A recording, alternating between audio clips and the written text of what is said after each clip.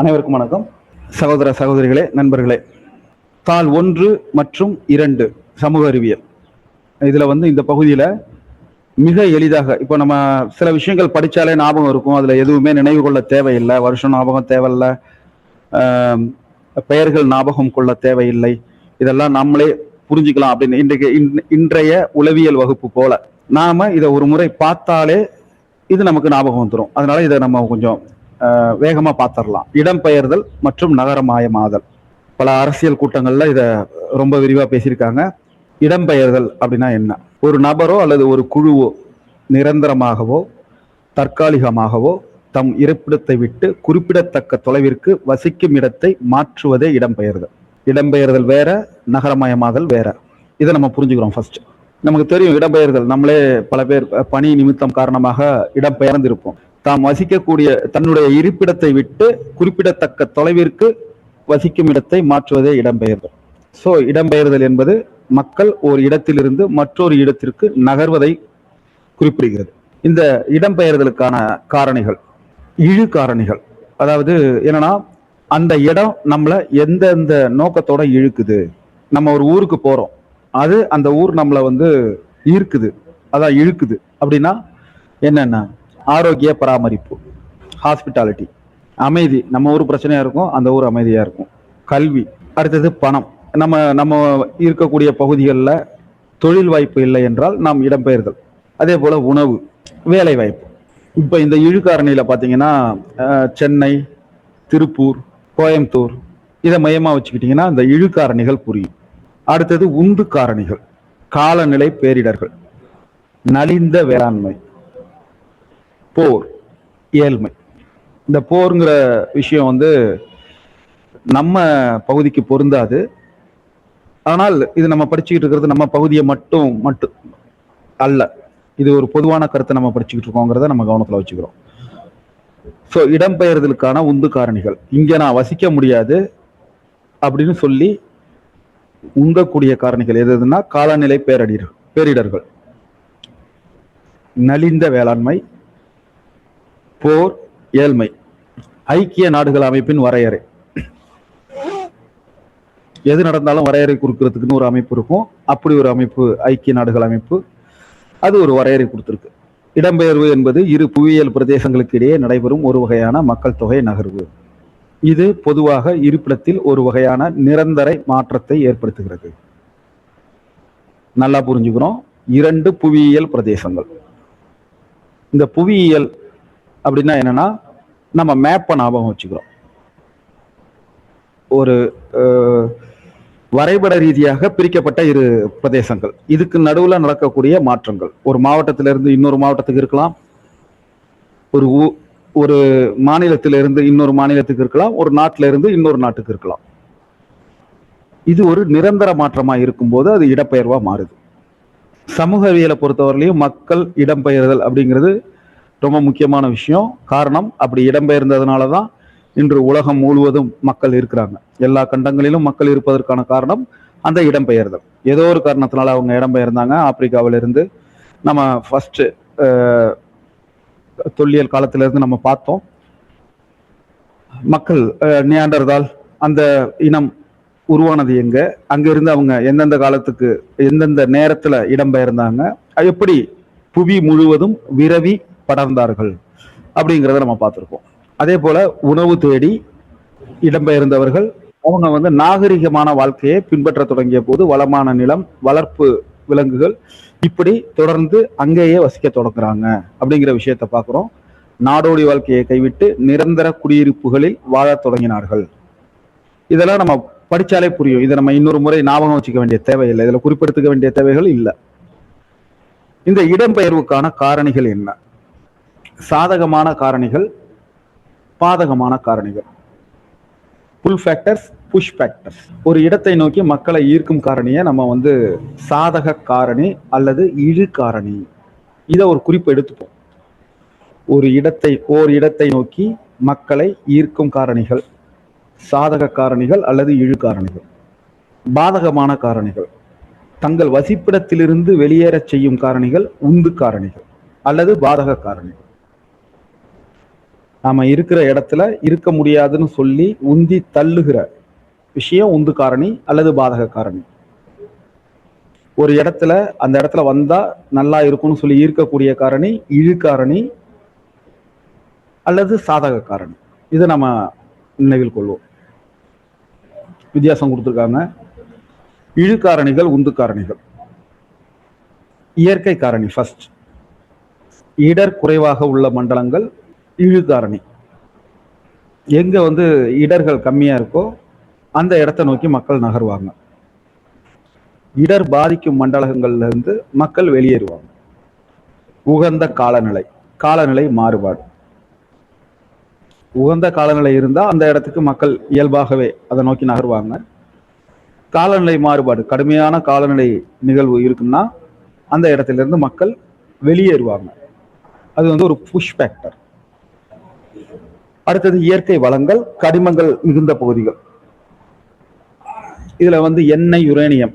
ஆக்சுவலா இது இழு காரணி இல்லை, உந்து காரணி தான். இப்போதைக்கு நம்ம இழு காரணியா வச்சுப்போம். எண்ணெயோ யுரேனியமோ இருந்தா அந்த பகுதியில இருந்து மக்கள் வெளியேற்றப்படுவார்கள். நீர் இருந்தா அங்க இழுக்கப்படுவார்கள்.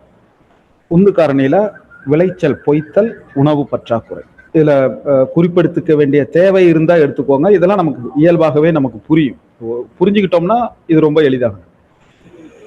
அடுத்தது பொருளாதார காரணி. இதுல நம்ம கணக்கெடுத்துக்க வேண்டியது இயற்கை காரணி, பொருளாதார காரணி, சமூக பண்பாட்டு காரணி, மக்கள் தொகை காரணி, அரசியல் காரணி. இந்த விஷயங்களை நம்ம தெரிஞ்சுக்கிறோம். ஒருவேளை இல்லை சார் எனக்கு குறிப்பிடுத்ததான் ஆகும்னா எடுத்துக்கோங்க. பொருளாதார காரணியை பொறுத்தவரை வேலை வாய்ப்பு ஏற்ற சூழல்கள்.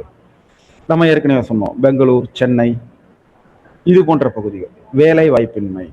அந்த பகுதியில எந்த வேலை வாய்ப்புக்கும் வாய்ப்பு இல்லை அப்படின்னா அந்த இடத்துல இருந்து மக்கள் உந்தி தள்ளப்படுவார்கள். அதே போல சமூக பண்பாட்டு காரணி, சமூக ஒற்றுமை, சமூக முரண்பாடு, பூசல்கள். ஒரு இடத்துல அதிகமாக எப்போதுமே ஒரு முரண்பாடு இருக்குன்னா அந்த இடத்துல இருந்து மக்கள் வெளியேற நினைக்கிறது இயல்பு. அதே போல மக்கள் தொகை காரணி, குறைவான மக்கள் தொகை ஒரு பகுதியில இருக்குன்னா அந்த இடத்தை நோக்கி மக்கள் ஈர்க்கப்படுவாங்க. மிகை மக்கள் தொகை இருக்குன்னா அந்த இடத்துல இருந்து மக்கள் வெளியேற நினைப்பாங்க. அடுத்தது அரசியல் காரணி, அரசியல் பாதுகாப்பு. இது இழு காரணி, தனித்துவம் மற்றும் சுதந்திரமாக செயல்படும் வாய்ப்பு. இழு காரணி குறைந்த செலவு, எளிதில் கிடைக்கும் நகர்ப்புற சேவைகள், சுகாதாரம், கல்வி, பொழுதுபோக்கு, போக்குவரத்து. இது எல்லாமே அரசியல் காரணி. இது நல்லபடியா இருந்ததுன்னா அந்த இடத்தை நோக்கி மக்கள் ஈர்க்கப்படுவார்கள். அதே நேரத்துல உந்து காரணி, அங்க இருந்து வெளியேறதுக்கு எதெல்லாம் காரணம்? போர், அமைதியின்மை, அதே போல இனம் மதம் சார்ந்த கலாச்சார துன்புறுத்தல், குறைவான பற்றாக்குறையான நகர்ப்புற சேவைகள் மற்றும் உள்கட்டமைப்பு வசதி, சுகாதாரம், கல்வி, பொழுதுபோக்கு, போக்குவரத்து. எந்த இடத்துல கல்விக்கான வாய்ப்பு இல்லையோ, அதாவது சிறப்பான வாய்ப்பு இல்லையோ, அந்த இடத்துல இருந்து மக்கள் தங்களுடைய அடுத்த தலைமுறைக்காக வெளியேறுவாங்க. சரி, நம்மளே பார்த்துருக்கோம் சார், புள்ள படிப்புக்காக நான் இது மாதிரி இங்க மாறுறேன், குழந்தையினுடைய ஸ்போர்ட்ஸ் ஸ்பெஷாலிட்டிக்காக நான் மாறுறேன் அப்படின்னு சொல்லி எல்லாம் நம்ம கேள்விப்பட்டிருக்கோம். இது எல்லாமே அரசியல் காரணியில வருது. அடுத்தது இடப்பெயர்வுக்கான காரணி 5 வகை. சூழியல் அல்லது இயற்கை காரணி. இடம்பெயர்வு 5 காரணிகள், சூழியல் அல்லது இயற்கை காரணி. நம்ம நோட்ஸ் கொஞ்சம் தேவைப்படுதுன்னா எடுத்துப்போம், வேகமா பார்த்துருவோம். இதுல ரொம்ப முக்கியமான விஷயங்கள் இல்லை. எரிமலை வெடிப்பு, நில அதிர்வு, வெள்ளம், வறட்சி, இதெல்லாம் இடம்பெயர்வுக்கான முக்கிய காரணி. அப்போ இந்த இடத்துல உள்ளவங்க அங்கிருந்து வெளியேறி ஒரு புதிய பகுதியில குடியேறதுக்கு காரணமா அமையுது. நீர்வளம், பிரச்சனையற்ற நிலைப்பகுதி, மாசற்ற சூழ்நிலை, இதெல்லாம் மக்களை ஈர்க்கும். இதுதான் சூழியல், இயற்கை காரணி. பொருளாதார காரணி, பொருளாதாரம் ஒரு முக்கியமான காரணம். அதாவது வளமான வேளாண் நிலம், வேலை வாய்ப்பு, தொழில்நுட்ப வளர்ச்சி, இது எல்லாம் புலம்பெயர்பவர்களை ஈர்க்கின்றன.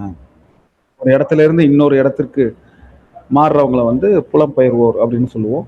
அப்போ பெரும்பாலான பெருந்திரல்ல உள்ள மக்கள் ஏழ்மை நிலை மற்றும் வேலைவாய்ப்பின்மை காரணமாக தங்களுடைய பூர்வீக இடத்திலிருந்து வேலைவாய்ப்பு எங்க அதிகமா இருக்கோ அங்க போறாங்க அப்படிங்கிறத பார்க்குறோம். அடுத்தது சமூக பண்பாட்டு காரணி. இதை பெண்களின் திருமணத்திற்கு பின் இடம்பெயர்வு, புனித யாத்திரைகளுடன் தொடர்புடைய இடம்பெயர்தல், இதெல்லாம் அதுக்குள்ள வரும். இதை நம்ம கவனமா சமூக பண்பாட்டு காரணங்கள்ல கவனமா புரிஞ்சுக்கிறோம். அடுத்தது மக்கள் தொகை சார்ந்த காரணங்கள். இதுல என்னன்னா இளைஞர்களுடைய இடம்பெயர்வு மற்ற அத்தனை பேரையும் விட அதிகம். காரணம் அவங்க வேலை வாய்ப்பு காரணமாக மற்ற இந்த இடத்துல நம்ம வாழ்வதற்கான வாய்ப்பு இருக்குன்னு சொல்லி நகர்வது ரொம்ப அதிகமா இருக்குங்கிறது நமக்கு நம்ம கண் முன்னாடி பார்த்துக்கிட்டு இருக்கோம். இளைஞர்கள் இடம்பெயர்தல் அப்படிங்கிறது ரொம்ப எளிதாக நடந்துகிட்டு இருக்கு. அவங்க ரொம்ப சின்ன வயசுலயே ஒரு மற்ற பகுதிகளில் போய் தங்கி வாழ ஆரம்பிக்கிறது அப்படிங்கிறதெல்லாம் நம்ம புரிஞ்சுக்கிறோம். அடுத்தது அரசியல் காரணங்கள், காலனி ஆதிக்கம், போர்கள், அரசாங்க கொள்கைகள், இதெல்லாம் நம்ம வரலாறு படிக்கும்போது தெரியும். பெரிய அளவுல மக்கள் தொகை இடம்பெயர்வதற்கு காரணமாக இருந்தது இந்த போர்கள், கொள்கைகள், காலனி ஆதிக்கம், இதெல்லாம் நம்ம பார்த்துருக்கோம். வரலாறுல நம்ம இதை படிச்சுக்கிட்டு இருக்கோம். அடுத்தது இடம்பெயர்வின் வகைகள்.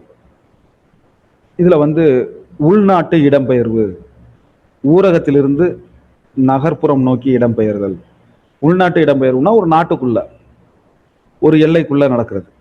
அடுத்தது நகரத்திலிருந்து நகர்ப்புறத்திற்கு இடம்பெயர்தல், அதாவது கிராமத்திலிருந்து நகர்ப்புறம் நோக்கி இடம்பெயர்தல். இது என்னன்னா வேலை வாய்ப்பு, கல்வி, பொழுதுபோக்கு, இதுக்காக இடம்பெயர்றாங்க.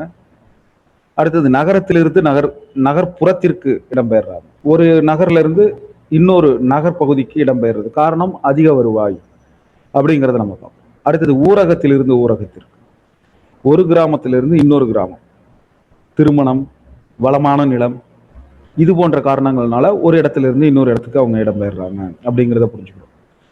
நகர்ப்புறத்திலிருந்து ஊரக பகுதிக்கு இடம்பெயர்தல்.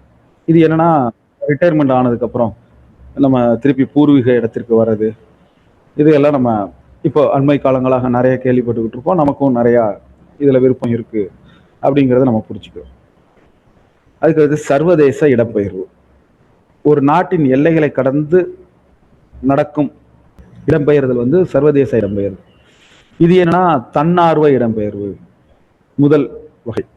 தன்னுடைய விருப்பத்தின் பேர்லையும், முயற்சியின் பேர்லையும், முன்னெடுத்தலின் பேர்லையும், தன்னுடைய பொருளாதார நிலையை உயர்த்துவதற்காகவும், வசதியான இடத்துல வாழணுங்கிற பேர்லையும் நடக்கிற இடம்பெயர்தல் தன்னார்வ இடம்பெயர்வு. இதையும் நம்ம கண் முன்னாடி பார்த்துக்கிட்டு இருக்கோம். தன்னார்வம் இல்லா கட்டாய இடம்பெயர்வு. மக்களுடைய விருப்பத்திற்கு மாறாக அவங்க போர் இது போன்ற காரணியினால ஒரு இடத்திலிருந்து மற்றொரு இடத்திற்கு குடிபெயர்வு. இதுல நம்ம ரொம்ப விளக்கமாலாம் போக வேண்டாம். இதை நம்ம ஜஸ்ட் புரிஞ்சுக்கிறோம். தன்னார்வமாக ஒரு நாட்டில இருந்து இன்னொரு நாட்டுக்கு போறது, தன்னார்வம் இல்லாமல் கட்டாயமாக ஒரு இடத்துல இருந்து இன்னொரு இடத்துக்கு போறது. இது ரெண்டும் நாடு எல்லை அடிப்படையில. அடுத்தது கால அடிப்படையில இது பிரிக்கப்படுது. குறுகிய கால இடம்பெயர்வு. அப்போ ஒரு குறைந்த காலத்திற்கு ஒரு குடிபெயர்ந்த இடத்துல தங்குறாங்க. இது சில நாட்கள் முதல் சில மாதங்கள் வரை இருக்கும் அப்படிங்கிறத பார்க்கிறோம். குறுகிய கால இடம்பெயர்வு. நீண்ட கால இடம்பெயர்வு, அப்போ இது வருஷம் நம்ம ஏற்கனவே பார்த்துருக்கோம். நீண்ட காலம், குறுகிய காலம், எக்ஸாக்ட் ஒரு நாள். இந்த நீண்ட கால இடம்பெயர்வு அப்படிங்கிறது என்னன்னா அங்க போய் குறைந்தபட்சம் சில வருடங்கள் ஆகுது அந்த இடத்துல இருக்கிறது. ஒரு டேபிள் கொடுத்துருக்காங்க, இதை பார்த்துக்குங்க, மனப்பாடம்லாம் பண்ணாதீங்க, எந்த இடத்துலையும் தேவைப்படாது. இது ஜஸ்ட் இப்படி ஒரு டேபிள் இருக்குங்கிறத மட்டும் நம்ம தெரிஞ்சுக்கிறோம். நாடுகள், எந்தெந்த பகுதியில் மக்கள் தொகை எவ்வளவு, சதவீதம் எவ்வளவு, புலம்பெயர்ந்தோர் எவ்வளவு, புலம்பெயர்ந்தோர் சதவீதம். அதனால இது எந்த இடத்துலையும் பயன்படாது மேலுள்ள கருத்துக்களை தாண்டி. பருவகால இடம்பெயர்வு. ஒரு குறிப்பிட்ட பருவ காலத்தின் போது பூர்வீக இடத்திலிருந்து இடம்பெயர்ந்து திருப்பி மீண்டும் வருவது பருவகால இடம்பெயர்வு. இந்த இடம்பெயர்தனுடைய விளைவுகள். இடம்பெயர்வு அப்படிங்கிறது குடியேற்றம், குடியிறக்கம் இரண்டு பகுதியிலையும் பாதிக்க செய்யுது. ஒரு இடத்துல இருந்து இன்னொரு இடத்துக்கு போறாங்கன்னா அது போய் சேர்ற இடத்தையும் பாதிக்குது, அவங்க எங்க இருந்து கிளம்புனாங்களோ அந்த இடத்தையும் பாதிக்குது. மக்கள் தொகை விளைவு. இது வயது, பாலினம் இதுல வந்து ஒரு இடம்பெயர்வுங்கிறது பெரிய மாற்றத்தை ஏற்படுத்தும். அங்க வந்து பாலின விகிதம் குறையுது, பாலின விகிதம் அதிகரிக்குது, இளைஞர்களுடைய எண்ணிக்கை குறையுது, இளைஞர்களுடைய எண்ணிக்கை அதிகரிக்குது அப்படிங்கிறத நம்ம புரிஞ்சுக்கிறோம். சமூக விளைவு இது நமக்கு தெரியும். ஒரு இடத்துல இருந்து இன்னொரு இடத்துல போய் சேரும்போது எல்லாருமே ஒரு குறுகிய எல்லையிலிருந்து விலகி ஒரு பெரிய எல்லாருமே நம்ம ஒன்று இருக்கலாம், தாராளமான மனப்பான்மைக்கு வர்றது இதெல்லாம் நம்ம பார்த்துருக்கோம். ஆட்டோ ஓட்டுநருக்கும் லாரி ஓட்டுநருக்கும் உள்ள வித்தியாசம். அடுத்தது பொருளாதார விளைவு. அதிக மக்கள் தொகை உள்ள பகுதிகளில் இருந்து குறைந்த மக்கள் தொகை உள்ள பகுதிக்கு மக்கள் இடம்பெயர்றதுனால என்ன ஆகும்னா மக்கள் வளம் சமநிலையற்றதாக மாறிவிடுகிறது. இது 2 இடத்துலையும் ஒரு மக்கள் தொகையை பாதிக்குது. ஆப்டிமம் பாப்புலேஷன் உகந்த மக்கள் தொகையை கொன்றதாக மாத்துது அப்படிங்கிறத நம்ம பார்க்கணும். அடுத்தது இதுக்கு மேல உள்ளது இந்த அறிவுசார் வெளியேற்ற விளைவு. இது ஒரு முக்கியமான பாயிண்ட். இந்த சிறந்த வேலை வாய்ப்புகள், அறிவு ஏற்றுமதி அப்படின்னு சொல்லுவோம். இதெல்லாம் தான் அறிவுசார் வெளியேற்ற விளைவு அப்படிங்கிறத நம்ம பார்க்கிறோம். சுற்றுச்சூழல் விளைவுகள் நமக்கு தெரியும். ஒரு நகர்ப்புறத்துக்கு பெருமளவுல மக்கள் இடம்பெயர்றதுனால அந்த பகுதியில நெரிசல் ஏற்படுது, மக்கள் வளங்கள் பற்றாக்குறை ஏற்படுது. இதையெல்லாம் நம்ம பார்த்துக்கிட்டு இருக்கோம். அதே போல காற்று, நீர், நிலம் மாசுபாடு, போதிய குடியிருப்பு வசதிகளின்மை, போக்குவரத்து நெரிசல். வருஷா வருஷம் நவம்பர்ல நம்ம சென்னை படுற பாடு இதெல்லாம் நம்ம பார்த்துக்கிட்டு இருக்கோம். இது எல்லாம் தான் அதனுடைய விளைவுகள். இப்போ இதுவரையிலே நம்ம இடம் பெயர்தல் அப்படிங்கிறத நம்ம பார்த்தோம். நகர்மயமாதல்ங்கிறது அதுக்கும் இதுக்கும் தொடர்பு இருக்கு, ஆனா ரெண்டும் கொஞ்சம் வேற. மாநகரங்களுடைய மக்கள் தொகை விகிதாச்சாரத்தில் ஏற்படுகிற மாற்றம் தான் நகரமயமாதல். எப்படி? இயற்கையான மக்கள் தொகை வளர்ச்சி. ஒரு நகரம் வந்து 3 காரணங்களால நகரமயமாக்கம் இருக்கலாம். ஒரு பிரதேசத்தினுடைய இயற்கையான மக்கள் தொகை வளர்ச்சி. அடுத்தது ஊரகத்திலிருந்து நகர்ப்புறங்களுக்கு இடம்பெயர்தல். நம்ம ஏற்கனவே பார்த்த அந்த ஒரு சாப்டர், அது வந்து இதுல ஒரு பாயிண்ட் மட்டும்தான். இது நம்ம புரிஞ்சுக்கிறோம். ஒரு நகரம் வளருதுன்னா இயற்கையா மக்கள் தொகை வளர்ச்சி இருக்கும், ஊரகத்திலிருந்து நகர்ப்புறங்களுக்கு இடம்பெயர்தல் இருக்கும். நம்ம ஏற்கனவே பார்த்தது ஊரக பகுதிகளை நகர்ப்புறங்களாக மறுசீரமைப்பு செய்தல். இந்த எல்லையை மாற்றுவாங்க. கொஞ்சம் ஒரு நகர் இருக்கும், ஒரு 10 வருஷத்துக்கு ஒரு வாட்டி அதனுடைய எல்லை மாற்றி அமைக்கப்படும். அதில் பக்கத்தில் உள்ள கிராமங்கள்லாம் வந்து இந்த நகரத்துக்குள்ளே சேரும். உடனே அங்கே ஃப்ளாட்டு போடுவாங்க, அதை விற்பாங்க அப்படிங்கிறதெல்லாம் அடுத்தது. பட் அப்படியும் அது டெவலப் ஆகுதுங்கிறத நம்ம புரிஞ்சுக்கிறோம். இப்போ நகரமயமாக்கல் அப்படிங்கிறதுல மக்கள் தொகை மாற்றத்தை புரிஞ்சுக்கிறோம், நிலப்பரப்பு மாற்றத்தை புரிஞ்சுக்கிறோம், பொருளாதார செயல்முறை மாற்றத்தை புரிஞ்சுக்கிறோம். இது எல்லாத்துக்கும் காரணமா புவியியல் பகுதிகளினுடைய பண்புகள் இருக்கு அப்படிங்கிறதையும் நம்ம புரிஞ்சுக்கிறோம். உலக நகரமயமாக்கலின் தோற்றம் மற்றும் வளர்ச்சி. இதுல பாத்தீங்கன்னா பண்டைய காலத்துல நம்ம வெரி ஃபர்ஸ்ட் பார்த்தோம், ஒரு 10,000 வருஷத்துக்கு முன்னாடியே நகர மையங்கள். 10,000 வருஷத்துக்கு முன்னாடிங்கிறது உங்களுக்கு ஒரு டவுட்டா இருக்கலாம். நமக்கு இருக்கக்கூடிய நகரமயமாக்கல்ங்கிறது ஒரு 6,500 ஆண்டுகள் 5,500 ஆண்டுகள் தான். ஆனா இதுக்கான சோர்ஸ் எப்பன்னா 10,000 வருஷத்துக்கு முன்னாடியே உருவாயிருக்கு. அந்தந்த பகுதியில அவங்க குடியிருப்பை ஏற்படுத்த தொடங்குறாங்க, ஒரு கட்டத்துல வளர்ச்சி அடைகிறாங்க, ஒரு கட்டத்துல அவங்க ஒரு நாகரிகத்தை அடைகிறாங்க. அப்படி வந்ததுதான் எகிப்து, கிரேக்கம், இந்திய ஆற்று பள்ளத்தாக்கு, சிந்து, இதெல்லாம் நம்ம பார்த்துருக்கோம் இல்லையா, அதுதான். அதே போல ஏற்கனவே நம்ம பார்த்த கிரேக்கம், ஹரப்பா, மொஹஞ்சதாரோ, இது எல்லாமே அதை சார்ந்தது தான். ஒரு குறிப்பிட்ட பகுதியில சேருவாங்க, திடீர்னு ஒரு எண்ணிக்கை, அந்த அடிப்படையில் அவங்க பல நகரத்தினுடைய பல கூறுகளாக பிரிவாங்க அப்படிங்கிறத நம்ம பார்த்துருக்கோம். ஓகே, நகரமயமாதலின் விளைவுகள் இதெல்லாம் நம்ம வந்து நமக்கு இயல்பாக இந்த கேள்வியை படிச்சாலே இதுக்கான விடை தெரிகிற அளவுக்கு தான் இருக்கு. இந்த கேள்வியை பார்த்தாலே நமக்கு இதுக்கான விடை தெரியும். நகர்ப்புற பகுதிகளில் மக்கள் தொகை அதிகரிக்கும் போது குடியிருப்புகளுக்கான இடம் பத்தாம போகுது. அப்போ அந்த இடத்துல வந்து அவங்க சாலைகளில் தங்குறாங்க, குடிசைகள் போடுறாங்க, தரமற்ற குடியிருப்புகள் உருவாகுது. இது மேலும் மேலும் அதிகரிக்குது. அப்போ நகரமயமாக்கல்ங்கிறது குடிசை பகுதிகளை அதிக அளவுல உருவாக்குது அப்படிங்கிற ஒரு கான்ட்ரவர்சியையும் கொடுத்துருக்காங்க. அதே போல மக்கள் நெரிசல், தண்ணீர் விநியோகம், வடிகால், சுகாதாரம், இதுல ஏற்படக்கூடிய பாதிப்புகள், இது எல்லாமே நமக்கு தெரிஞ்சதுதான். போக்குவரத்து மற்றும் நெரிசல், மாசடைதல், மீள்பார்வையில கொடுத்திருக்கிற கருத்துக்களை பார்க்கிறோம். கிராமப்புறத்திலிருந்து நகர்ப்புறத்திற்கு இடம்பெயர்தல் அதிக அளவில் காணப்படும் இடம்பெயர்வாகும். இது நமக்கு தெரிஞ்சதுதான். நகர்ப்புறத்துல இருந்து யாரும் கிராமப்புறத்துக்கு அதிகமா போறதில்லை. எல்லாருமே சொல்லுவாங்க நாங்க ரிட்டையர் ஆனதுக்கு அப்புறம் நாங்க கிராமத்துக்கு போறோம்னு சொல்லிட்டு. பட் என்கிட்ட ஒரு 100 பேர் சொல்லியிருப்பாங்க, ஒரு 2 பேர் தான் போயிருப்பாங்க. உங்கள்கிட்டயும் அப்படிதான் இருக்கும் அந்த எண்ணிக்கை. ஆக எல்லாருக்குமே அந்த ஆசை இருக்கும், பட் அது நிறைவேறது இல்லை அப்படிங்கிறத நம்ம பார்க்குறோம். அடுத்தது இயற்கை காரணிகள், பொருளாதார காரணிகள், சமூக கலாச்சாரம், மக்கள் தொகை மற்றும் அரசியல் காரணங்கள்னால இடம்பெயர்வு நடைபெறுகிறது. இதுல நமக்கு ஆசிரியர்களுக்கு டிரான்ஸ்ஃபர் கிடைக்கல, அதனாலையும் இடம்பெயர்வு நடைபெறுகிறதுங்கிறத ஒரு பாயிண்ட் சேர்த்துக்கலாம். பட் டெட்டில் அதுக்கு மார்க் கிடையாது. அதே போல கிராமங்களில் இருந்து நகர்ப்புறங்களுக்கு இடம்பெயர்தல், மக்கள் தொகையின் இயற்கையான வளர்ச்சி, கிராமங்களை நகர்ப்புறமாக மறுசீரமைத்தல் போன்றவற்றால் நகர்மயமாதல் நடைபெறுகிறது. இது நம்ம ஏற்கனவே நம்ம பார்த்ததுதான். என்னன்னா இயற்கையான வளர்ச்சி, கிராமத்தை நகர்ப்புறமாக மறுசீரமைத்தல். இப்போ ஒரு கிராமம், சப்போஸ் ஒரு நகரத்தை ஒட்டி எல்லா திசையிலையும் நமக்கு தெரியும் 8 திசை 4 திசை இருக்கு. அப்படியே கிராஸ் பண்ணீங்கன்னா 8 திசை இருக்கு. அதையும் டபுள் பண்ணீங்கன்னா 16 திசை இருக்கு. அப்போ அந்த ஒரு நகர்ப்புறத்தை சுத்தி எல்லா திசைகளிலும் கிராமம் இருக்கு. அப்போ அதுல ஏதோ ஒரு பகுதி மெல்ல டெவலப் ஆகும். காரணம் அந்த இடத்துல ஒரு முக்கியமான புள்ளி இருப்பாரு, அல்லது அந்த இடத்த அவங்க ஏதோ ஒரு காரணத்தினால நகர்ப்புறத்துக்குள்ள கொண்டு வரணும் அப்படின்லாம் முயற்சி பண்ணுவாங்க. இதெல்லாம் நம்ம பார்த்துக்கிட்டு இருக்கோம். இப்படி கிராமப்புறத்தை நகர்ப்புறமாக மறுசீரமைத்தல், இது இயல்பா காலங்காலமா நடந்துகிட்டு இருக்கு.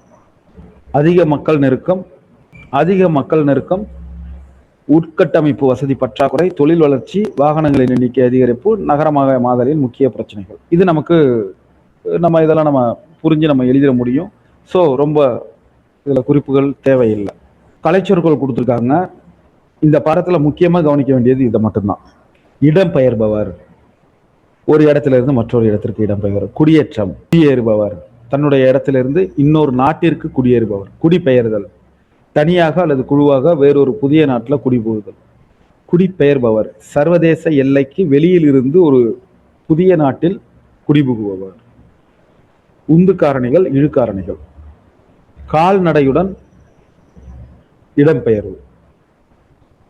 இதெல்லாம் கால்நடையுடன் இடம்பெயர்வுங்கிறத பருவகால இடம்பெயர்வு அப்படின்னு நம்ம சொல்றாங்கிறத குறிப்பெடுத்துக்கிறோம். கால்நடையுடன் இடம்பெயர்வுங்கிறது பருவகால இடம்பெயர்வு. ஓகே, இந்த பாடத்துல அவ்வளவுதான் விஷயம். இதுல நீங்க ரொம்ப நினைவு கொள்ள, திருப்பி படிக்கிறதுக்கு எதுவுமே இல்லை. அடுத்தது இடர்கள். இதை நம்ம 6ஆம் வகுப்புல ரொம்ப சிம்பிளா பார்த்துருக்கோம். அதுக்கப்புறம் இதை நம்ம முதல் முறை வகுப்பு எடுக்கும்போது இந்த இடர்களை தான் நம்ம தொடங்கணும்னு நினைக்கிறோம். இந்த இடர்கள்ல 3 இடர்கள் இருக்கு. நிகழ்விற்கான காரணிகளின் அடிப்படையிலான இடர்கள், உருவாகும் அடிப்படையிலான இடர்கள் அப்படின்னு 2 வகை. அந்த நிகழ்விற்கான காரணிகளின் அடிப்படையில 3 பிரிவு. இயற்கையால் ஏற்படும் இடர், மனித செயல்களால் ஏற்படும் இடர், சமூக இயற்கை காரணி. இதை நம்ம ஏற்கனவே பார்த்துருக்கோம். இருந்தாலும் வேகமா ஒரு முறை பார்த்துடுறோம், இதை ரிவிஷன் பண்றது. இயற்கை இடர் நமக்கு தெரியும். நில அதிர்வு, வெள்ளப்பெருக்கு, சூறாவளி, புயல், வறட்சி, நிலச்சரிவு, சுனாமி. மனிதனால் உருவாக்கப்படும் இடர், எண்ணெய் கசிவு, விபத்துகள், இது எல்லாமே குண்டு வெடிப்புகள், அபாயகரமான கழிவுகள், மாசடைதல், அணைக்கட்டு உடைதல், போர், உள்நாட்டு கலவரம், தீவிரவாத செயல்கள், இதெல்லாம் மனிதனால் உண்டாக்கப்படும் இடர்கள். சமூக இயற்கை இடர்கள், இது பகுதி இயற்கை இடர். இதுல என்னன்னா மனிதனுடைய பங்கும் இருக்கும், இயற்கையினுடைய சக்தியும் இருக்கும். இப்ப ஆற்று நீர்பிடிப்பு பகுதியில் உள்ள மரங்களை மனிதன் கண்ணாபின்னான்னு அழிச்சிட்டான்னா இயற்கை வெள்ளப்பெருக்கா மாறும். அது ஒண்ணு வெள்ளப்பெருக்க கொடுக்கும், இல்ல வறட்சியை ஏற்படுத்தும். நிலச்சரிவுகள், மலைப்பிரதேசங்கள்ல சாலை அமைப்பது, வீடு கட்டுவது, சுரங்கம் தோண்டுவது இதெல்லாம் மனிதனுடைய செயல். அதோட இயற்கை இணையும் போது என்ன ஆகும்? இயற்கை நிலச்சரிவுகள் இதெல்லாம் ஏற்படும் அப்படிங்கிறத பார்க்குறோம். சதுப்பு நிலக்காடு இது அழிக்கப்படுவதனால சூறாவளி அலைகள் கடற்கரை பகுதிகளில் ஒரு இடரை உருவாக்குது அப்படிங்கிறத பார்க்குறோம். அடுத்தது பனிப்புகை. நம்ம மனிதன் வந்து அந்த வயலை எரிக்கிறது, வைக்கோல் எரிக்கிறது, அதிகப்படியான புகையை வெளியிடக்கூடிய வாகனங்களை பயன்படுத்துறது, இதெல்லாம் எதோட பனியோட மூடு பனியோட சேர்ந்து அது ஒரு பெரிய இடரை உருவாக்குது அப்படிங்கிறதையும் நம்ம பார்க்குறோம். அடுத்தது உருவாகும் அடிப்படையில் ஏற்படக்கூடிய இடர்கள் குறிப்பிடுத்துகிறோம். வளிமண்டலம் இதுல எது எது? புயல், மின்னல், சுழல் காற்று, பனிச்சரிவு, வெப்ப அலைகள், மூடு பனி, காட்டுத்தீ இது எல்லாமே வளிமண்டலம். இதுல நமக்கு சந்தேகம் வரலாம், பனிச்சரிவு எப்படி வளிமண்டலம் அப்படின்ட்டு. காற்றினுடைய பங்கு இல்லாம பனிச்சரிவு ஏற்படாது அப்படிங்கிறத நம்ம புரிஞ்சுக்கிறோம். அடுத்தது வெப்ப அலைகள். இது வந்து வெப்பத்தின் பங்குன்னு நம்ம நினச்சிக்கிட்டு இருப்போம். வெப்பங்கிறதே வளிமண்டலத்தினால தான் அப்படிங்கிறதையும் நம்ம அந்த சூரிய குடும்பம் நடத்தும் போது நம்ம பார்த்துருக்கோம். பூமியில வெப்பம் இருக்குன்னா அதுக்கு காரணமாக இருப்பது வளிமண்டலம். அதே போல காட்டுத்தீக்கு காரணம் வளிமண்டலம். அடுத்தது நிலவியல் சார்ந்த இடர்கள். நில அதிர்வு, சுனாமி, நிலச்சரிவு, நிலம் அமிழ்தல். இந்த நில அதிர்வு தெரியும், சுனாமி தெரியும், நிலச்சரிவு தெரியும். இந்த நிலம் அமிழ்தல் அப்படிங்கிறது என்ன? ஒரு பகுதி தண்ணிக்குள்ள போறது. இப்போ நம்ம ஏற்கனவே நம்ம கேள்விப்பட்டிருக்கோம், கன்னியாகுமரிக்கு தெற்க ஒரு பெருநிலம் இருந்தது, தண்ணிக்குள்ள போயிடுச்சு. பூம்புகாருக்கு சைடில் ஒரு பெரிய நிலம் இருந்தது, தண்ணிக்குள்ள போயிடுச்சு அப்படின்லாம் நம்ம கேள்விப்பட்டிருக்கோம். பட் நம்ம காலத்தில் அது நடக்கக்கூடாது. இதுதான் நிலம் அமிழ்தல். கடல் மட்டம் உயர்வதன் காரணமாக ஏற்படக்கூடிய ஒரு விளைவு. அடுத்தது நீரியல் தொடர்பான இடர்கள். வெள்ளப்பெருக்கு, வறட்சி, கடற்கரை அரிப்பு, சூறாவளி அலைகள் இது எல்லாமே நீரியல். இப்போ இதுவரையிலையும் பார்த்தது என்ன? வளிமண்டலம், நிலம், நீரியல். நீர், நிலம், நீர். அடுத்தது நெருப்பு, எரிமலை. எரிமலை சார்ந்த இடர், எரிமலை வெடிப்பு, லாவா வழிதல். அதுக்கு அடுத்தது நான் பஞ்சபூதத்தில் 4 பார்த்துட்டோம், இன்னொன்று வானம் அப்படின்னு நினச்சிக்கிட்டு இருப்போம். இல்லை, இது எல்லாம் சேர்ந்த சுற்றுச்சூழல். சுற்றுச்சூழல் சார்ந்த இடர்கள். மண், காற்று, நீர் மாசடைதல், பாலைவனமாதல், புவி வெப்பமடைதல், காடு அழிப்பு. மண், காற்று, நீர் மாசடைதல், பாலைவனமாதல், புவி வெப்பமடைதல், காடு அழிப்பு. இப்போ நமக்கு ஒரு சின்ன சந்தேகம் அடுத்ததை பார்க்கும்போது வரும். அடுத்தது உயிரியல் சார்ந்த இடர்கள். சின்னம்மை, பெரியம்மை, தட்டம்மை, பால்வினை தொற்று நோய்கள், எய்ட்ஸ், விஷத்தேனி இதெல்லாம் ஏற்படக்கூடிய இடர்கள். இந்த சுற்றுச்சூழல் சார்ந்த இடர்கள்ல காடு அழிப்பு அப்படிங்கிறது இந்த மனிதனால் ஏற்படக்கூடியது அப்படின்னு நம்ம சொல்லியிருந்தோம். அதாவது அது உருவாகும் காரணத்தின் அடிப்படையில் இயற்கை, மனிதன், இயற்கையும் மனிதனும் சேர்ந்தது. ஆனா அது வேற டாபிக். அது காரணத்தின் யாரு அதுக்கு அடிப்படையா இருக்காங்க அப்படிங்கிற அடிப்படையில. நிகழ்வின் காரணி, அடுத்தது உருவாகும் அடிப்படை. 2 விஷயத்த நம்ம பார்த்துக்கிட்டு இருக்கோம். நிகழ்வின் காரணி அதுல வந்து இயற்கை, மனிதன், இயற்கையும் மனிதனும் சேர்ந்தது நிகழ்வின் காரணியில. அடுத்தது உருவாகும் அடிப்படை. இதுல காற்று, நிலம், நீர், நெருப்பு, எரிமலை, சுற்றுச்சூழல். அதுக்கு அடுத்தது உயிரியல், தொழில்நுட்பம், மனித தூண்டுதல். இந்த உயிரியல்ல தான் பெரிய சின்னம்மை, பெரியம்மை, தட்டம்மை இதெல்லாம் வருது. தொழில்நுட்பம், அபாயகரமான கழிவுப் பொருட்களால் ஏற்படும் இடர்கள் இதெல்லாம் வருதுங்கிறத நம்ம பார்க்குறோம். மனித தூண்டுதல், தீவிரவாதம், குண்டுவெடிப்பு, போக்குவரத்து விபத்து, போர், உள்நாட்டு கலவரம் இதெல்லாம் அதில் வருது. இதெல்லாம் நம்ம ஜஸ்ட் அப்படியே ஸ்க்ரோல் பண்ணிக்கிட்டே போயிட்டு இருப்போம். இதில் வந்து மனப்பாடம் பண்ணுறதுக்கு எந்த விஷயமும் இல்லை. ஒரு வேலை இருந்தால் நான் சொல்கிறேன். இதெல்லாம் நீங்கள் ஒரு முறை படிச்சிட்டிங்கனாலே உங்களுக்கு தேர்வில் ஞாபகம் வந்துடும். இந்தியாவினுடைய முக்கிய இடர்கள். நில அதிர்வு, புவியின் மேலோட்டில் ஏற்படக்கூடிய அதிர்வு நம்ம பார்த்துருக்கோம் ஏற்கனவே புவியியல்ல. அது எல்லா பகுதிகளிலையும் தொடர்ச்சியான அதிர்வலை ஏற்படுத்தும். ஏற்கனவே இந்தியாவில் வந்து 5 நில அதிர்வு மண்டலம் இருக்கு. அதாவது மிக அதிகம், அதிகம், மிதமானது, குறைவு, மிக குறைவு. இதுல வந்து மிக அதிகம், இந்த மேப்பை பார்த்தீங்கன்னா தெரியும். மிக அதிகத்துல வந்து எது எது வருது, இந்த சிவப்பு கலர்ல இருக்கு இல்லையா, ஏற்கனவே குஜராத், வடகிழக்கு மாநிலங்கள், அதே போல இமயமலை பகுதிகளில் சில பகுதிகள், இதெல்லாம் இருக்கு. அடுத்தது அதிகம் ஜம்மு காஷ்மீர்ல உள்ள அந்த பகுதிகளை தாண்டிய பகுதிகள், உத்தரப்பிரதேஷ், சிக்கிம், மேற்கு வங்கம். அடுத்தது மிதமானது. இதை தவிர மிச்சம் உள்ள அத்தனை மாநிலங்களும், தமிழ்நாடு வந்து மிதமான பகுதியில் இருக்கு. குறைவுங்கிற இடத்துல இந்த நீல கலர்ல இருக்கு இல்லையா, அந்த இடத்துல தான் நம்ம சேஃபா இருக்கும். நீல கலர்ல இருக்கிறது தான் மண்டலம் 2. நம்ம இருக்கக்கூடிய பகுதியெல்லாம் அதில் தான் இருக்கு. ரொம்ப சேஃபா இருக்கும். அதாவது நிலநடுக்கம், நில அதிர்வு வந்து நமக்கு ஏற்படாது. அதை மட்டும் நம்ம ஞாபகத்தில் வச்சுக்கிறோம். வெள்ளப்பெருக்கு இது நமக்கு தெரிஞ்சது தான். கனமழை, ஒரே ஒரு வாட்டி ஆழிப்பேரலை, இதனால மூழ்கடிக்கப்படுவது வெள்ளப்பெருக்கு, ஞாபகம் வச்சிருக்கோம். வானியல் காரணிகள், கனமழை, இயற்கை காரணி, மனித காரணி. மனித காரணி மட்டும் படிச்சுக்கிறோம். காடு அழிப்பு, வண்டல் படிவு, முறையற்ற வேளாண் முறை, முறையற்ற நீர்ப்பாசன முறை, அணைகள் உடைதல், நகரமயமாக்கல். காடு அழிப்பு, வண்டல் படிவு, முறையற்ற வேளாண் முறை, முறையற்ற நீர்ப்பாசன முறை, அணைகள் உடைதல், நகரமயமாதல். இது எல்லாமே மனித காரணிகள். பாக்கி இயற்கை காரணிகள், வானியல் காரணிகள் எல்லாமே நமக்கு தெரிஞ்சதுதான். அதே போல இந்தியாவின் முக்கிய வெள்ளப்பெருக்கு பகுதிகள், அதிகமா எங்கெங்கெல்லாம் வெள்ளப்பெருக்கு ஏற்படுங்கிறத குறிச்சிருக்காங்க.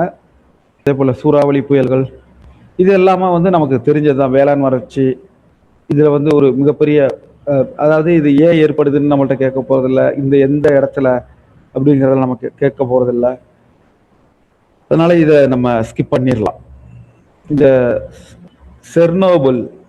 செர்னோபில் அணு உலை வெடிப்பு 1986 ஏப்ரல் 26. இப்போதைய உக்ரைன், அப்போதைய சோவியத் ரஷ்யா, சோவியத் யூனியன். அடுத்தது மருத்துவ கழிவுகள், தீப்பற்றக்கூடிய கழிவுகள், வெடிப்பொருட்கள், குடிசார் அபாயகர கழிவுகள், இது எல்லாமே நாம இயல்பா ஞாபகம் உள்ளது, தெரிஞ்சது, எழுதிட முடியும்.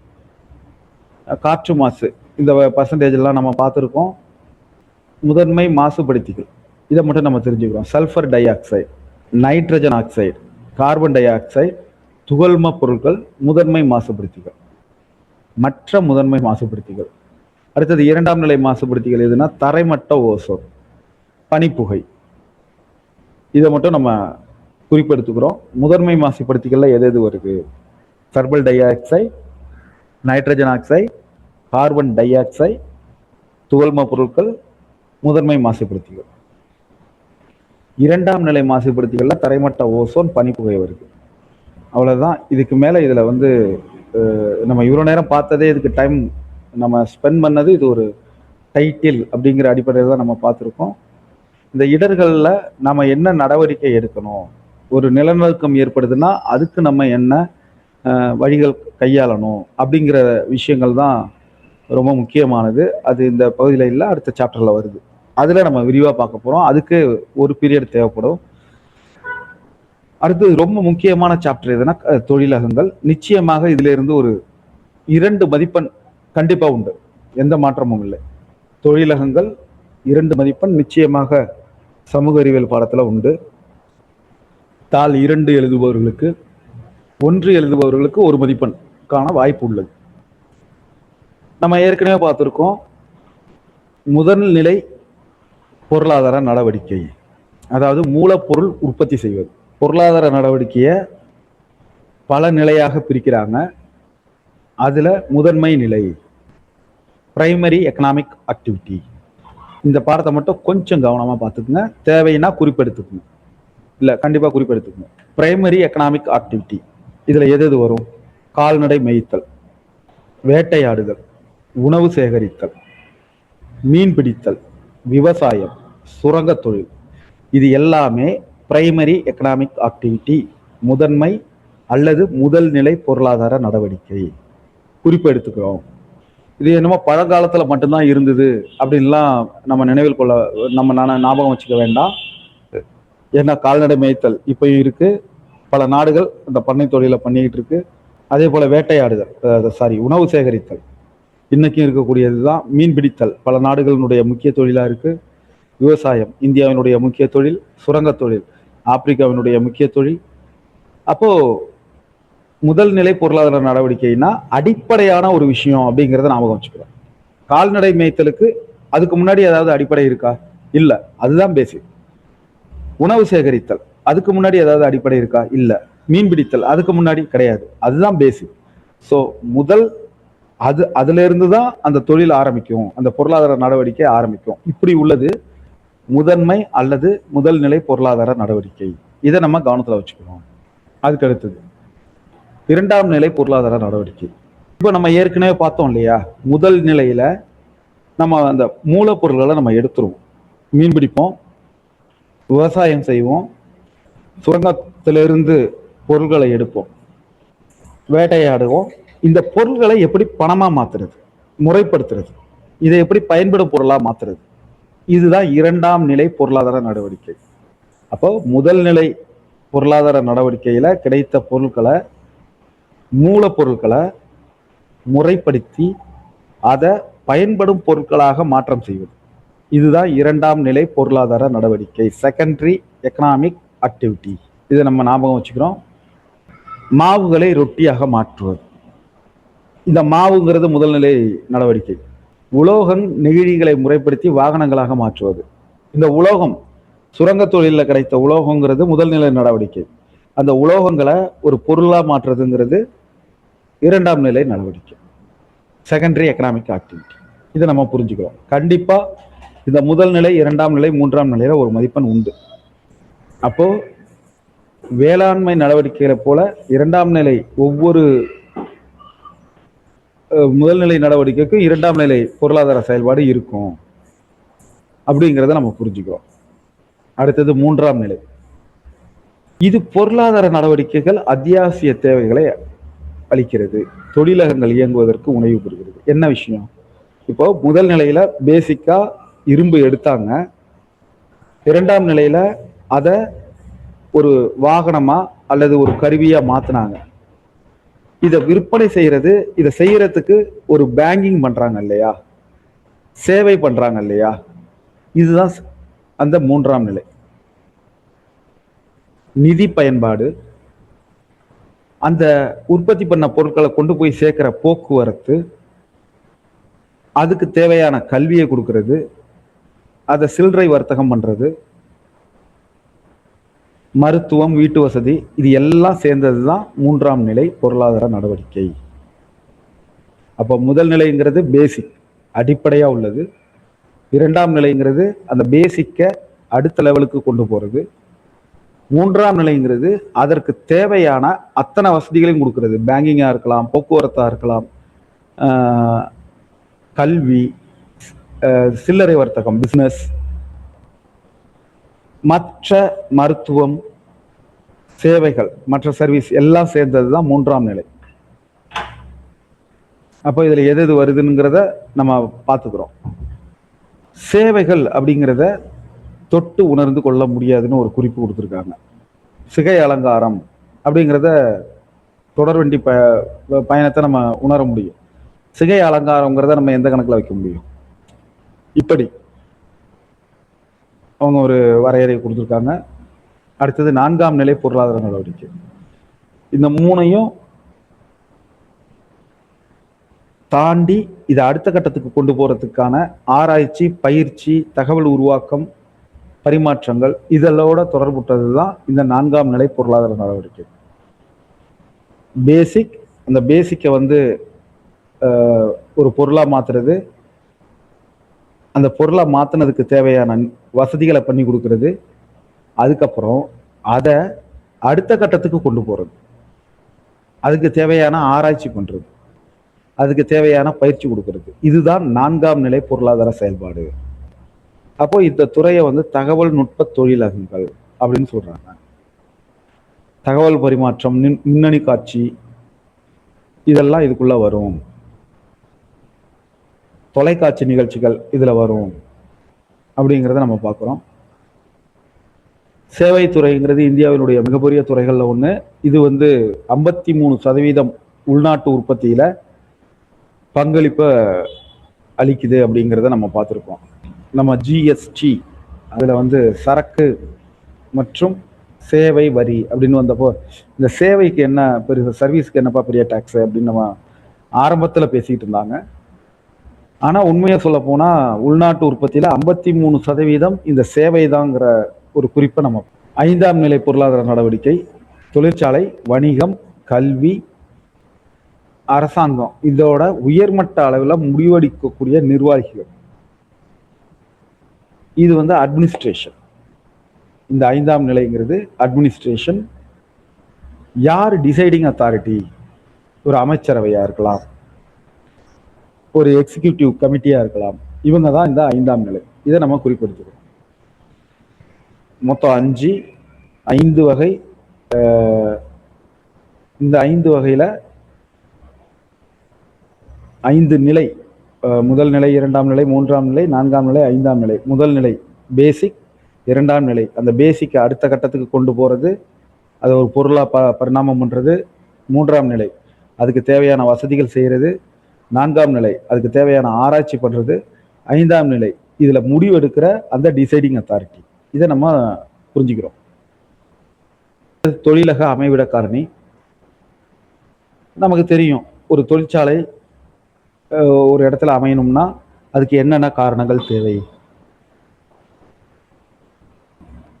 மூலப்பொருள், நிலம், நீர், தொழிலாளர்கள், மூலதனம், ஆற்றல் வளம், போக்குவரத்து, சந்தை, இது எல்லாம் இருந்தால்தான் அந்த இடத்துல அந்த தொழிற்சாலை அமைய முடியும்.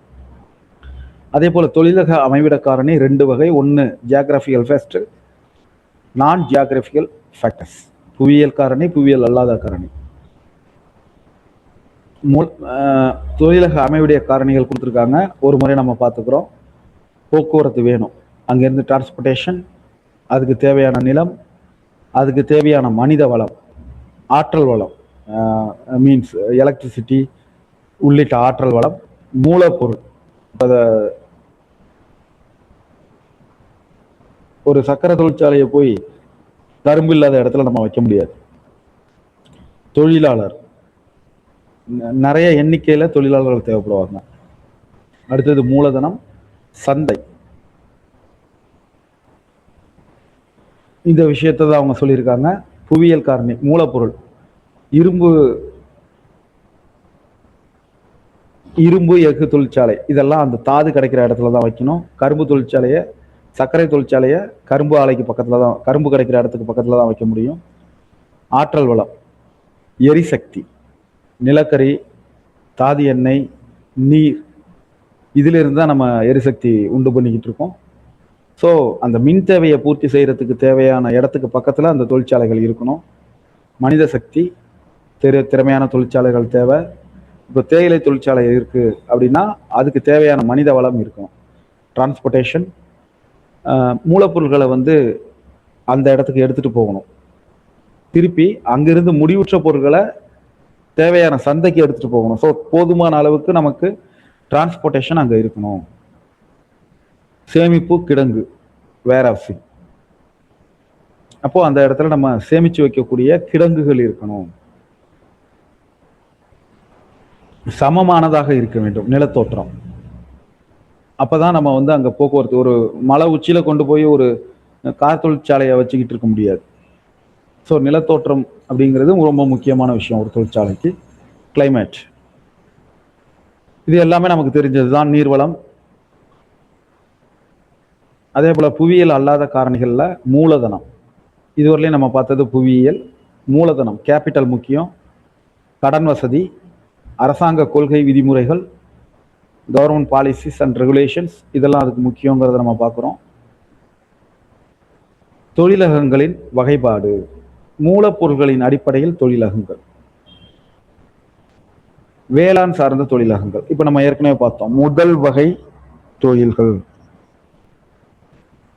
இது என்னன்னா வேளாண் சார்ந்த தொழிலகங்கள். இதுல வேளாண் மற்றும் விலங்கு சார்ந்த பொருட்கள் மூலப்பொருளாக பயன்படுத்தப்படுகின்றன. உணவு பதப்படுத்துதல், தாவர எண்ணெய் உற்பத்தி, பருத்தி நெசவாலை, பால் உற்பத்தி பொருட்கள், இது எல்லாமே வேளாண் சார்ந்த தொழில்கள் அடிப்படையில் நம்ம வச்சிருக்கோம்.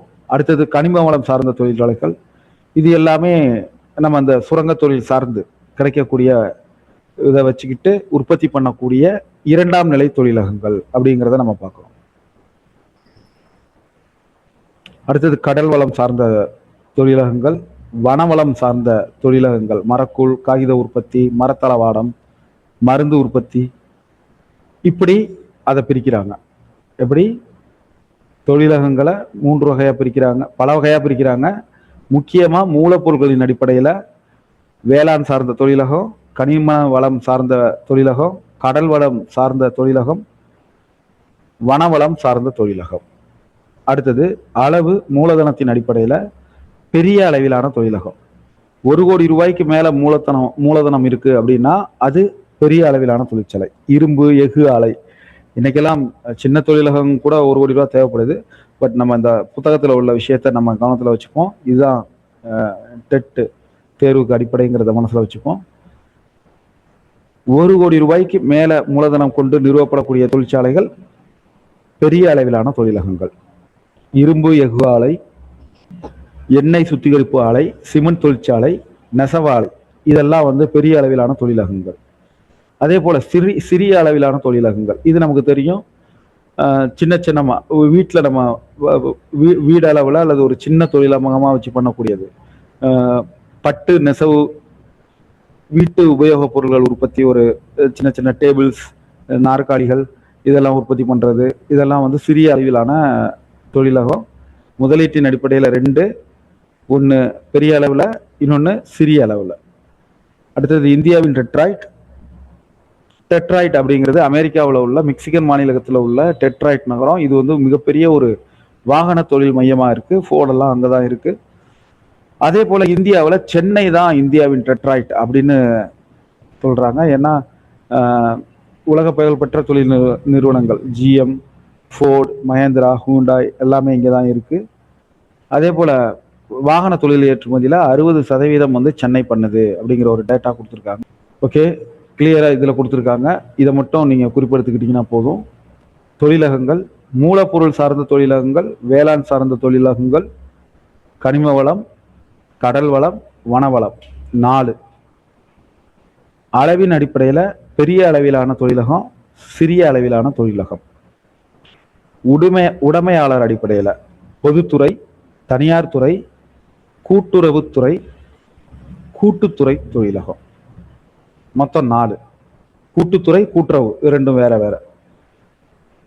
பார்ட்னர்ஷிப் வேற, சொசைட்டி வேற. தனியார் துறை நமக்கு தெரியும், ரிலையன்ஸ். தனியார்னாலே ரிலையன்ஸ் தான் நமக்கு ஞாபகம் வரும். பட் நம்ம நாட்டில் இருக்க 90% நிறுவனங்கள் தனியார் தான்.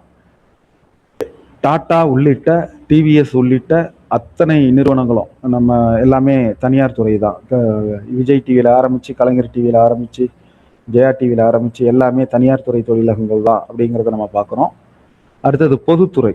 இதில் அரசு நேரடியாக இயக்கும்.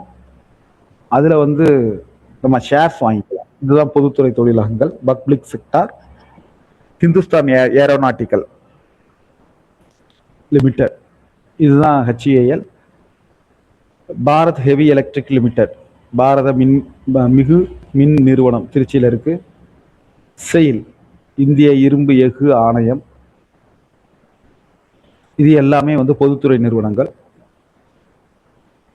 அடுத்தது கூட்டுத்துறை, ஜாயின்ட் செக்டார். இதுல என்னன்னா அரசு துறையும் இருக்கும், தனிநபர்களும் இணைந்து செயல்படுவாங்க. இந்தியன் ஆயில் ஸ்கை டேக்கிங் நிறுவனம், இந்தியன் சிந்தட்டிக் ரப்பர், மகாநகர் வாயு நிறுவனம், மாருதி உத்யோக், இது கூட்டுத்துறை, ஜாயின்ட் செக்டார். அரசு துறையும் இருக்கும், தனியாரும் இதுல குழுவா சேர்ந்து ஒரு டைப் பண்ணியிருப்பாங்க அப்படிங்கிறத நம்ம பார்க்குறோம். மாருதி உத்யோக் அப்படிங்கிற நிறுவனம், இதெல்லாம் ஆரம்ப காலத்தில் வந்த நிறுவனங்கள். நம்ம பார்ட்னர்ஷிப்னு சொன்னது இல்லை, இது ஜாயின்ட் செக்டார். அடுத்தது கூட்டுறவுத்துறை, கோஆப்ரேட்டிவ். இதை வந்து உற்பத்தியாளர்கள் அல்லது விநியோகிப்பாளர் இவங்க இணைந்து ஒரு சொசைட்டி ஃபார்ம் பண்ணி அதில் ரன் பண்ணுறது தான் இந்த கூட்டுறவு தொழிலகங்கள். அமுல், ஆனந்த் பால் ஒன்றிய நிறுவனம், அமுல்ங்கிறது இந்த கூட்டுறவுத்துறை தொழிலகங்களில் பெஸ்ட் எக்ஸாம்பிள் அப்படின்னு சொல்லி கொடுத்துருக்காங்க, நம்ம பார்த்துக்கிறோம். தொழிலகம் அப்படின்னா என்ன? மூலப்பொருளை முடிவுற்ற பொருளாக மாற்றக்கூடிய இடம். தொழிலகம் அப்படிங்கிறது மூலப்பொருட்களை முடிவுற்ற பொருட்களாக மாற்றக்கூடிய இடம். பொருளாதார நடவடிக்கை, உற்பத்தி, விநியோகம், நுகர்வு, சேவை, இது எல்லாமே பொருளாதார நடவடிக்கை தான்.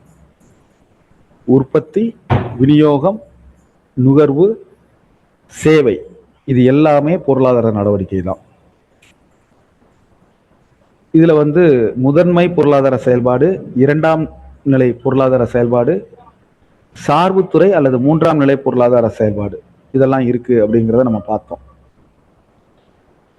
ஒரு தொழிலக அமைவிடத்தை நிர்ணயிக்கக்கூடிய காரணிகள் எது? மூலப்பொருள்கள், மூலதனம், நிலம், நீர்வளம், மனித வளம், ஆற்றல் வளம், போக்குவரத்து, சந்தை. இப்போ நம்ம பார்த்த ஞாபகம் அப்படியே மனப்பாடம் பண்ணி கட்டுரையா எழுத போறதில்ல.